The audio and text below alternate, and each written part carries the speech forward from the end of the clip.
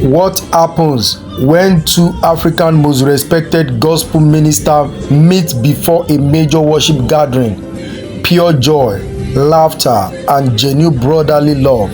Frank Edwards and Sonnie Badu shared a beautiful moment during the TAPE 2026 soundcheck, reminding everyone that the gospel is bigger than competition. It's a family and heartwarming interaction. It's one of the moments fans didn't get to see on stage.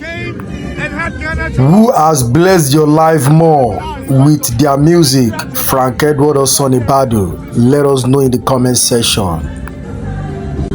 Subscribe for more gospel content and updates.